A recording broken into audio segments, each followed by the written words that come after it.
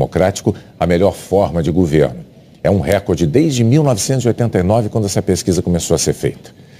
Nesta segunda-feira, em que os eleitores brasileiros já sabem quem serão os candidatos a disputar a presidência da República em segundo turno, tanto Jair Bolsonaro quanto Fernando Haddad aceitaram o convite do Jornal Nacional para se pronunciar sobre controvérsias que surgiram durante as campanhas eleitorais dos dois e que envolvem exatamente o futuro da democracia brasileira. E os dois candidatos concordaram que a ordem em que falariam seria sorteada aqui e é o que nós vamos fazer agora.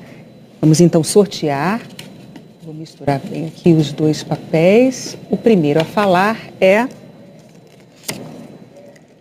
Fernando Haddad. E o segundo que vai falar, está aqui, o segundo papel, Jair Bolsonaro. Candidato Haddad, boa noite, parabéns pela chegada ao segundo turno em segundo lugar. Antes de mais nada, nós gostaríamos que o senhor aproveitasse esse momento para uma saudação aos eleitores, numa mensagem de 2 minutos. A gente vai dar uma tolerância de 15 segundos. Bom, Renata, Bonner, é uma grande satisfação estar com vocês nessa noite. Telespectador, cidadão, cidadã brasileiros, a grande satisfação estar no segundo turno com seu apoio. É uma honra poder participar de um segundo turno de uma eleição presidencial, situação em que nós vamos poder confrontar apenas 2 projetos. Vai ficar muito mais claro para você a natureza de cada um dos projetos. Nós, do lado da social-democracia, do estado de bem-estar social, que garante o direito do cidadão, que garante o direito do trabalhador, que cumpre a Constituição de 1988, que ampliou as possibilidades e as oportunidades. Um projeto que visa gerar empregos e oportunidades educacionais. Conforme eu tenho dito ao longo dessa campanha, eu que tenho apenas 20 dias de campanha e consegui atingir 29% dos votos, mais de 30 milhões de brasileiros e brasileiras confiaram no nosso projeto, eu tenho dito que uma pessoa tem que acordar e ter para onde ir. É como eu aprendi com meu pai. E isso exige do poder público oportunidades de emprego e de educação. É carteira de trabalho assinada numa mão e um livro na outra. Espírito desarmado em virtude do desejo de promover desenvolvimento com inclusão social. Nós não podemos pensar em outra natureza de desenvolvimento. Desenvolvimento para poucos não é desenvolvimento. A economia pode até crescer, mas ela não vai se estabelecer. O verdadeiro crescimento que nos interessa é aquele que é compartilhado com todos os brasileiros, sobretudo com os mais vulneráveis. É esse projeto de Brasil que nós queremos defender nesse segundo turno e o faremos com muita responsabilidade e com muito respeito a você, eleitor, eleitora.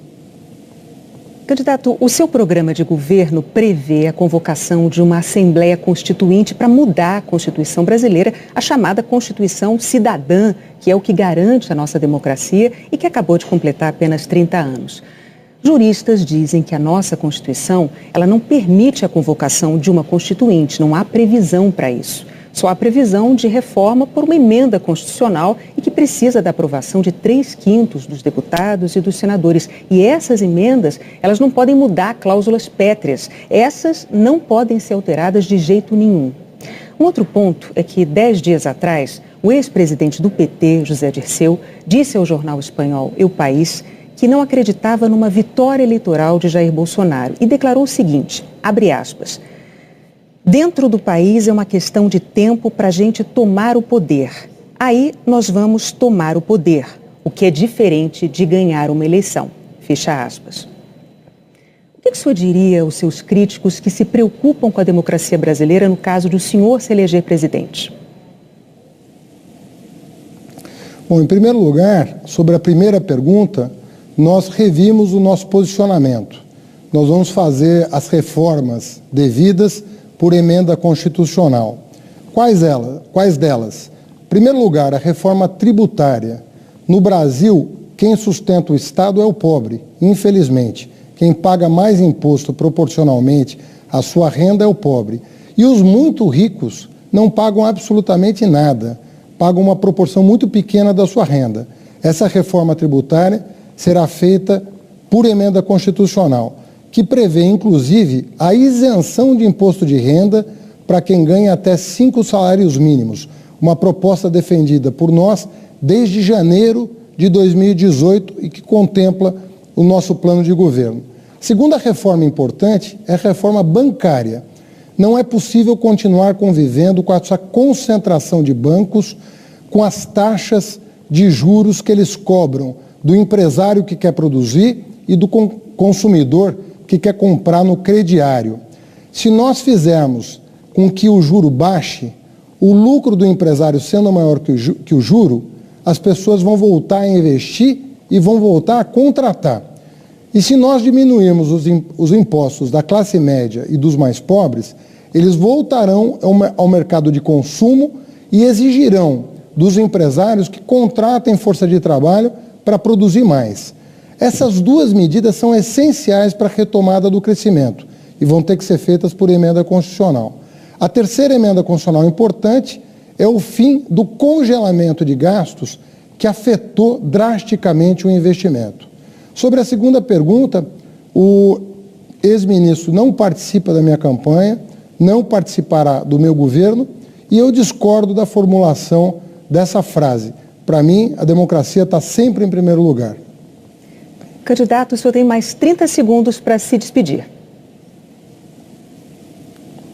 Eu queria agradecer, Renata Bonner, a oportunidade de reiniciar esse segundo turno na presença de vocês, podendo conversar com o eleitor, com a eleitora e pedindo a todos que acompanhem essas 3 semanas. O futuro do país está em jogo, o futuro da democracia está em jogo, o futuro dos seus direitos sociais e trabalhistas está em jogo. E nós queremos respeitosamente pedir a sua compreensão, o seu apoio, a sua atenção para que você vote conscientemente. Muito obrigado.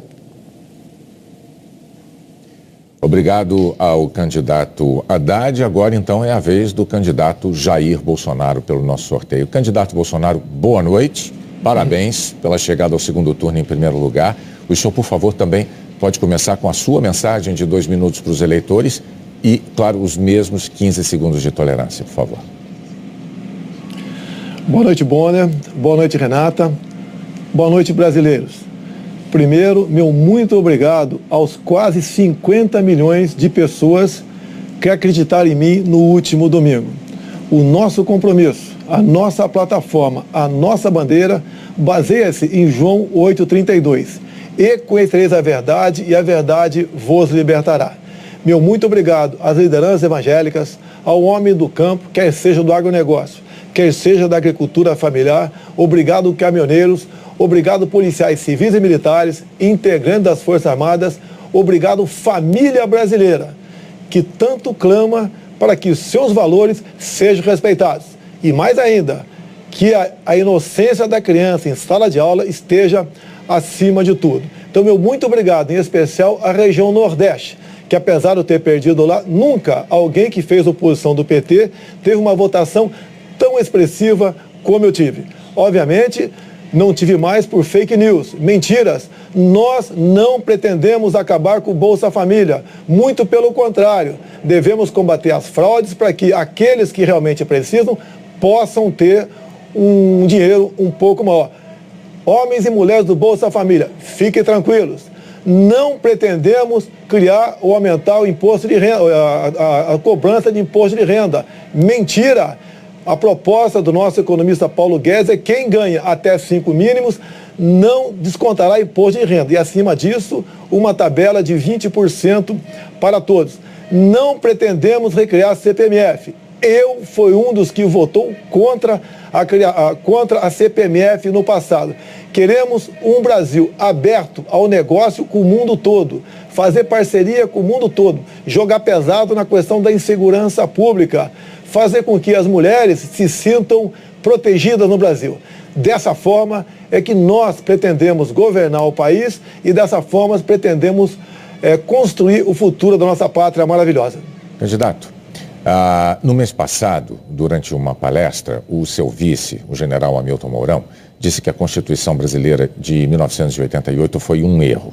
a chamada Constituição Cidadã, como a Renata acabou de dizer há pouco, que é aquela que garante a nossa democracia e que completou recentemente só 30 anos. O general Mourão disse que a elaboração de uma Constituição nova, eu vou abrir aspas para as palavras dele, a elaboração de uma Constituição nova não precisa ser feita por eleitos pelo povo, e eu fecho aspas, que isso poderia ser feito por um conselho de notáveis, nas palavras usadas pelo seu vice, e apenas referendada depois pelos eleitores.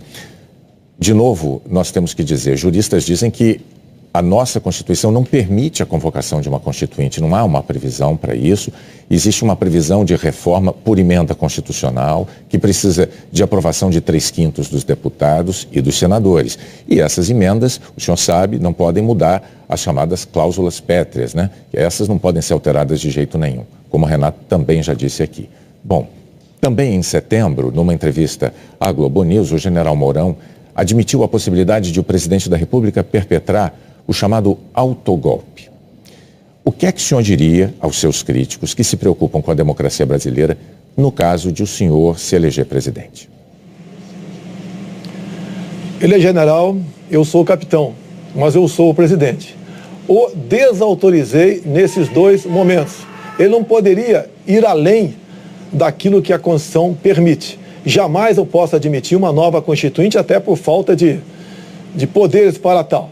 E a questão de autogolpe, não entendi direito o que ele quis dizer naquele momento, mas isso não existe. Se estamos disputando as eleições, é porque nós acreditamos no voto popular e seremos escravos da nossa Constituição. Repito, o presidente será o senhor Jair Bolsonaro. Quem nos auxiliará? Sim, o general Augusto Mourão. E ele, Hamilton Mourão, e ele sabe muito bem da responsabilidade que tem por ocasião da sua escolha para ser vice. Nós queremos demonstrar com isso que precisamos sim ter um governo com autoridade e sem autoritarismo. Por isso nos submetemos ao sufrágio popular. E tenho certeza que uma vez eleito, o que falta um pouco ainda ao general Mourão é um pouco de tato, um pouco de vivência com a política. E ele rapidamente se adequará à realidade brasileira e à função tão importante que é dele. Já Augusto Mourão, agradeço a sua participação, mas nesses dois momentos ele foi infeliz. Deu uma canelada. Mas repito, o presidente jamais autorizaria qualquer coisa nesse sentido. Candidato, o senhor ainda teria 30 segundos para complementar a sua resposta. O senhor abre mão deles? Eu posso complementar. Quando você fala em Constituição, uma Constituinte, não podemos admitir isso, até porque não teríamos autoridade para tal. Vamos manter e sermos escravos da nossa Constituição. Algumas propostas pontuais, sim, poderiam propor, como, por exemplo, a redução da nossa maioridade penal que o povo quer e deseja. Candidato, então agora o senhor tem mais 30 segundos para se despedir dos eleitores. Vamos pacificar e unir o povo brasileiro, sob a bandeira verde e amarela, sob o nosso hino nacional, juntando todos que foi dividido no passado pela esquerda. Dessa forma, podemos mais que sonhar, temos a certeza que faremos um Brasil diferente do que foi feito até o momento. Não aceitaremos o toma lá da cá e nem imposição partidária para escolher o nosso time de ministros. Será um time, aí sim, de notáveis, competentes e com autoridade para buscar o que é melhor para o Brasil e não para agremiações político-partidárias. Candidato Jair Bolsonaro, muito obrigado também ao senhor pela participação no Jornal Nacional.